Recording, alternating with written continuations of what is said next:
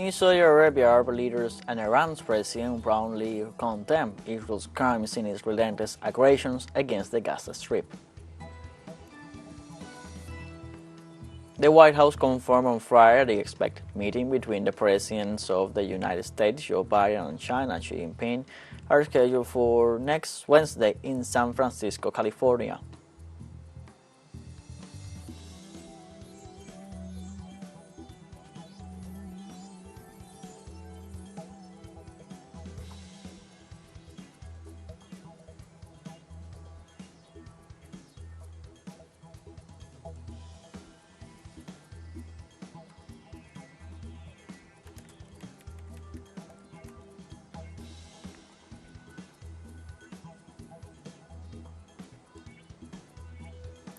Hello, welcome to From the South. I'm Luis Alberto Matos from the TeleSUR studios in Havana, Cuba. We begin with the news.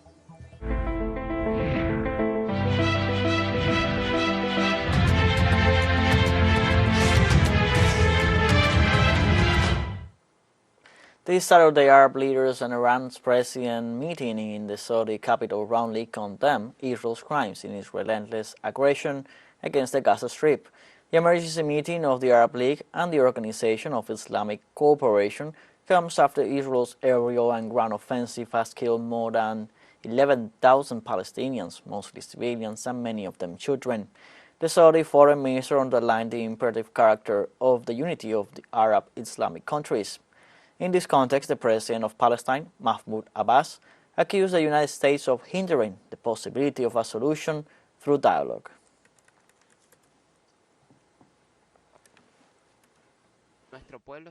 Our people are subjected to an unprecedented war of extermination at the hands of the Israeli war machine, which cross our red lines in the Gaza Strip.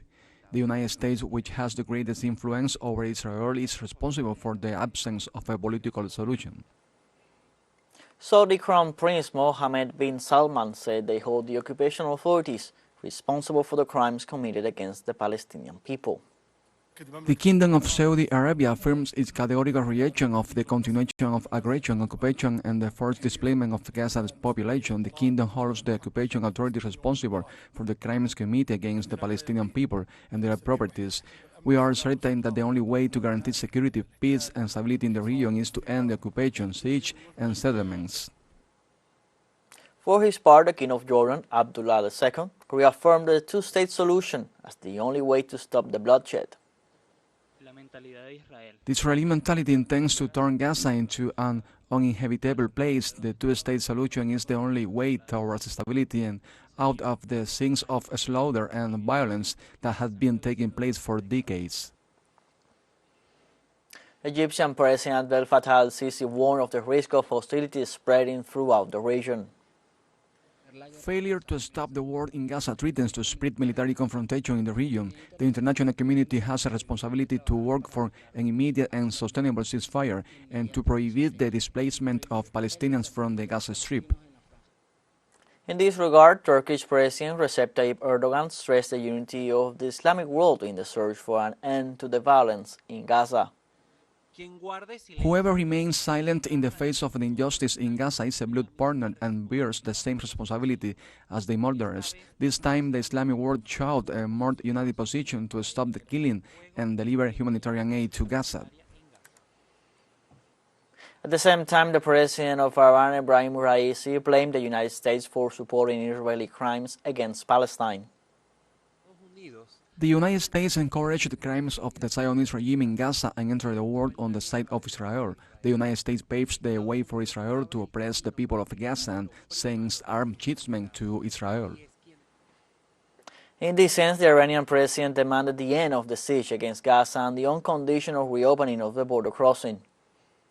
We demand a comprehensive lifting of the siege on the Gaza Strip and the opening of the Rafah crossing without restrictions and conditions. Trade and cooperation with the Zionist regime and Israeli products must be boycotted. In the context of the emergency meeting of the Arab League and the Organization of Islamic Cooperation, Saudi Crown Prince Mohammed bin Salman and Iranian President Ebrahim Raisi held their first bilateral meeting in Riyadh It is the Persian president's first visit since Iran and Saudi Arabia agreed to restore ties in March. On Saturday in Palestine, human rights organizations denounced a new massacre in the Al-Shifa hospital, where hundreds of people are practically trapped by the Zionist siege. On the other hand, the spokesman of the Gaza Health Ministry, Ashraf al-Qidra, confirmed that 2 babies died while 39 others could die from lack of oxygen. The Palestinian spokesman also declared that the absence of communication and the impossibility to go out or enter the local hospital prevents them from having an exact figure of the victims, including the wounded. The report adds that all medical procedures in the hospitals have been suspended. The batteries of the cell phones used as lamps in the operating rooms have already run out. They have also run out of medicines, and it is not known if they will have enough water for the hundreds of people inside. The Israeli siege on Gaza prevents the entry of basic necessities to Gaza. Supermarkets are completely empty and Palestinians have nowhere to get their basic products to survive. Our correspondent Huda Hegazi has the details in the following report. We are currently in one of the main supermarkets in Khan Yunis Governorate, which is located near the Nasser Hospital, the central hospital in this governorate. As we can see, the shelves of this supermarket are completely empty. There are not foodstuffs or basic products at all. People come to the supermarkets in hoping to find something to buy, but unfortunately there is nothing. Since the beginning of this war, Israel has imposed complete siege on the Gaza Strip, preventing the entry of foodstuffs, even medical supplies, water, and fuel. And what this has caused, as we can see, is that all supermarkets in every governorate are completely empty. Since the beginning of the war, on October 7, people started to buy excessively, and this also caused supermarkets to empty in a surprising way. Since that time, no products have been brought into the Gaza Strip. Also, the humanitarian aid that entered the Gaza Strip was destined for the UNRWA schools, and they have not been able to distribute anything to the supermarkets. So the people in Gaza have not had the possibility to buy any products. Also, power cuts and the restriction of the entry of fuel to the Gaza Strip prevent supermarkets to operate as well. As we can see, all fridge and freezers are completely inactive, since there is no power for them to operate, and therefore it's not possible to buy any kind of goods to put in the fridge, since they are not working, and everything would spoil. We will now speak with one of the main managers of this supermarket to learn about the economic situation and the particular situation of this supermarket. Hello, I would like you to comment on the shortage situation that we are facing. Until October 7, products were available. With the beginning of the war, people started to make nervous purchases, and at this moment there is a total shortage of food, products, canned goods. Fuel is also scarce, and it is what we need for the supermarket to work. We don't get food in the markets to be able to offer to the citizens. Are these people coming to buy items? How do they do? Is there anything to sell, or is it very difficult? Look, in Khan Yunis and in the south in general, there is a general shortage of products. People are looking for canned goods and quick meals to prepare because of the lack of gas and elements to cook. In this shopping mall, I can tell you that the basic survival products do not exist. They have disappeared. Sugar, oil, and the little that is available. You get it on the black market illegally, and it is unaffordable because it is very expensive and we cannot abuse the citizen. From what we are seeing, the situation in the supermarkets of the Gaza Strip is quite difficult. People have reached a point where they can find products for their basic needs, such as sugar, rice, and lentils. Everything is sold out. The little amount of food that people can find on the black market is much more expensive. And in these times of wars, people do not have possibility to earn any money and buy basic products at elevated prices. Therefore, what people in Gaza demand is an immediate end to suffocating Israeli siege against Gaza. They call for at least an entry of some foodstuffs to be able to survive. On Saturday, Prime Minister of St. Vincent and the Grenadines, Ralph Gonsalves, called the current situation in Gaza unacceptable. Just has to speak out. I mean, what is happening there in Gaza is horrendous. I mean, a simple parallel will tell you, in the domestic situation, if you box me in my chest, and I have a right to self-defense, I cannot take a cutlass and chop off your hand. I can't take a gun and shoot you and kill you.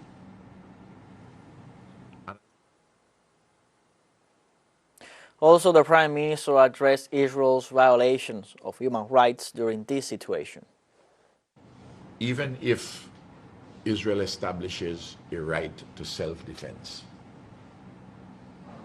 self-defense in respect of what happened on October the 7th with Hamas in Israel. Self-defense cannot be disproportionate if it is self-defense.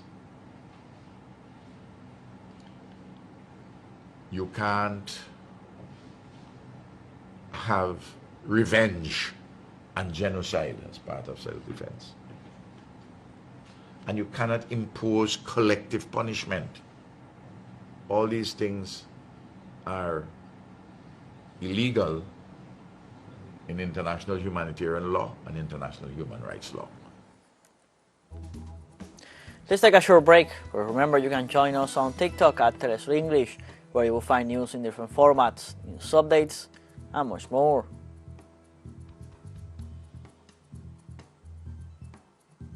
Other stories coming up, stay with us.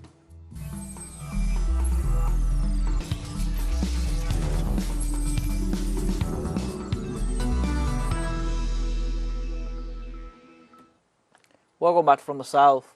On Saturday in Argentina, local media highlighted a face-to-face study of the Latin American Strategic Center of Geopolitics that, through a survey, affirmed that Sergio Massa leads by a narrow margin the voting intention.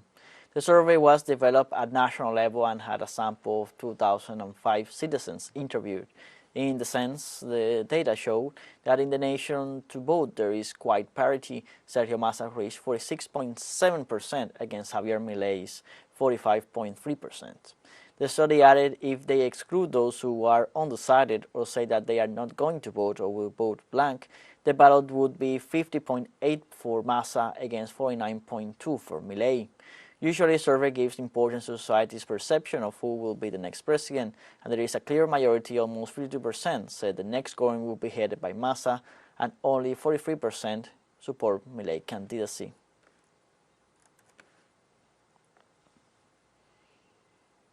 "57% of Chileans are against the draft of the Magna Carta that will be submitted to referendum on December 17th, according to a survey conducted by the firm Black and White. The survey was published after President Gabriel Boric received the text drafted by the Constitutional Council at the beginning of the week, where the far-right wing and the conservative Chile Vamos alliance took advantage of their ample majority to impose controversial amendments. Among the most controversial issues are those that reject the right to strike and union freedom, institutionalize private health and pension administrators, advocate the privatization of education, and eliminate gender parity in the Chamber of Deputies. Another controversial issue is that which could favor house arrest for those convicted of serious human rights violations during the dictatorship of Augusto Pinochet.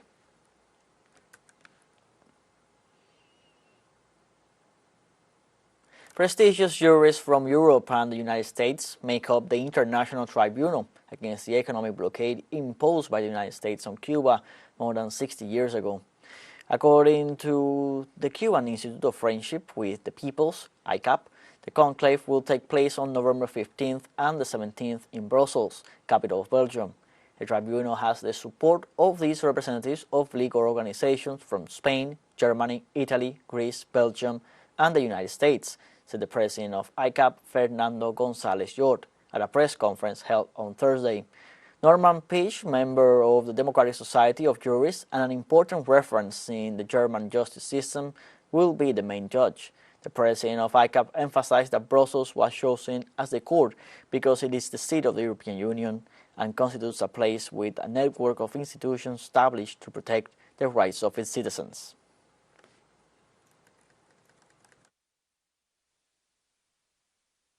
It is a strategic initiative proposed by at least 5 European deputies who offered their signature so that this could become a strategic initiative in the European Parliament, which, as you know, has had a hostile attitude towards Cuba. I believe that it's also necessary to mention, being this in Europe and being in the European Parliament, what this event and this evidence against the blockade means in terms of the effort to maintain the common European position with respect to Cuba, which the United States is trying to break. In Haiti, the number of deaths due to cholera has increased to 990 people, while 3,999 active cases have been recorded. According to the Ministry of Health Department of Epidemiology, Laboratories and Research, at least 70,187 people have had symptoms of the disease since the first case was diagnosed in October 2022, while almost 62,000 require hospital care. The disease reappeared 3 years after the last recorded case, in the midst of a serious social crisis that has limited the access of thousands of people to medical care.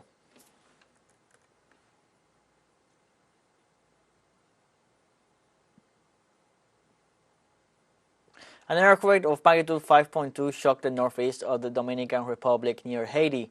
According to local authorities, the earthquake occurred at 13:22 local times, at 7 kilometers from the municipality of Castañuelas in the province of Montecristi. According to civil defense teams, there were no fatalities or injured. Also, local media report that the quake also affected areas in Santo Domingo, Haiti, and the Turks and Caicos Islands.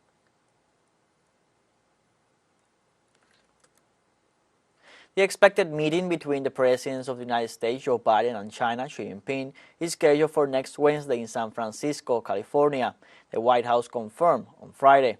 A press release from the press secretary of the Executive Mansion expressed that the leaders will discuss issues of the bilateral relationship between the United States and the People's Republic of China, the continued importance of maintaining open lines of communication, and a variety of regional issues and global affairs for observers. The fact that the talks are actually taking place is seen by White House aides as a positive sign after a month of friction in the face of a cascading conflict in the Middle East and a shattering war in Ukraine. Biden is anxious to prevent another global crisis from erupting during his tenure, the media note. The summit on Wednesday, the 15th, will be the second time Biden and Xi have met in person in the past 3 years.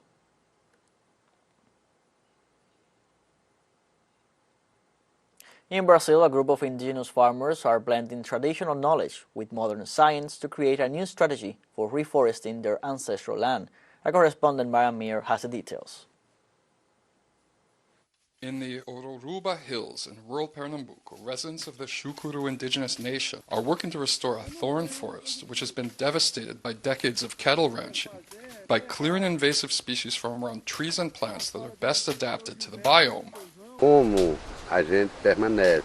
Since we live in an area that doesn't rain much, today we are here in this reserve doing the maintenance to favor the vegetation that thrives in a low-water environment. One of the first nations that ever came in contact with imperialist Portuguese colonizers, for hundreds of years the Shukuru have fought to preserve their rich culture and religion, which is centered on what they call enchanted ecology. Mixing ancient wisdom with modern science, they're creating a new variation of agroforestry. We've adopted what we call cosmonucleative regeneration.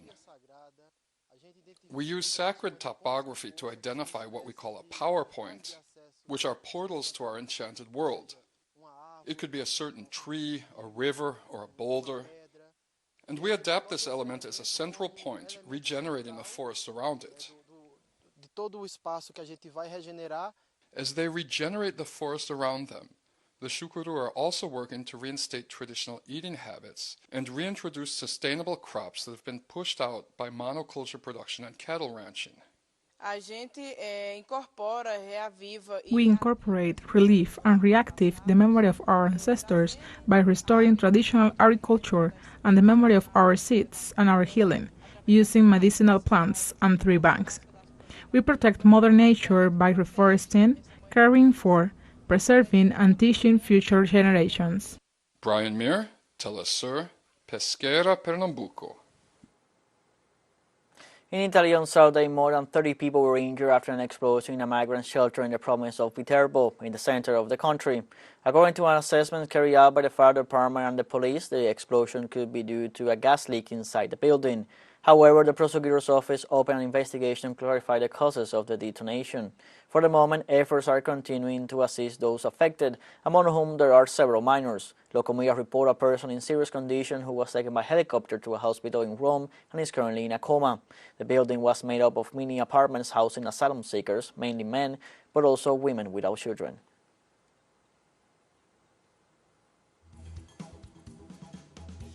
We have come to the end of this news brief. Before saying goodbye, we want to thank our Caribbean audience, especially the audience of Trinidad and Tobago. We are pleased to share our newscasts and contribute to provide an alternative news source of the latest world events. You can find these and many other stories on our website at telesurenglish.net. You can also join us on our social medias on Facebook, X, Instagram, Telegram, and TikTok. For TeleSUR English, I'm Luis Alberto Matos. Thank you for watching.